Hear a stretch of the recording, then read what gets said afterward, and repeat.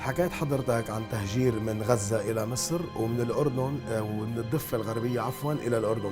شو بيضمن اليوم كمان أنه ما يصير في تهجير لنصف مليون فلسطيني من 48 اللي عايشين بشمال فلسطين المحتلة إلى لبنان؟ ايه طبعا طبعا ممكن. ما الذي يمنع ممكن نتنياهو يعني من القيام بهذه أنا الخطوة؟ ما ختمت هون نعم بذهنية نتنياهو. نعم بل أنا بتوقع كنت إنه إذا انتصر وانتهى بهذه الحربوية قد يرتد على موضوع الجنوب اللبناني، على الأقل اعتقادا منه بأنه بقدرته إلغاء الخطر الثاني على إسرائيل اللي هو خطر المقاومة نعم. أو خطر حزب الله. يعني أنا كنت بتخوف بالحقيقة من أنه إذا نجح في المراحل الأولى والثانية أنه يرتد على الجنوب اللبناني. يعني أنا ما ختمت عند هذا. نعم.